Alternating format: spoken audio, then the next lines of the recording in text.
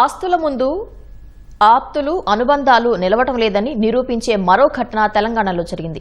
జీవితకాలం కష్టపడి సంపాదించిన భూమిని ఇద్దరు కుమారులకు పంచినప్పటికీ ఓ తండ్రి కొడుకు చేతిలోనే దెబ్బలు తినాల్సి వచ్చింది. రంగారెడ్డి జిల్లా రాజేంద్రనగర్ మండలం ఉప్పరపల్లికి చెందిన అనంతరెడ్డి తనకు ఉన్న 31 కుంటల భూమిలో 300 గజాల స్థలం మినహా మొత్తం ఇద్దరు కుమారులకు సమానంగా పంచారు.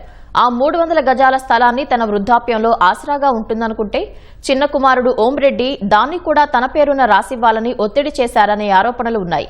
ఈ క్రమంలో తండ్రిపై ఓంరెడ్డి దాడి చేసిన దృశ్యాలు బయటకు వచ్చాయి.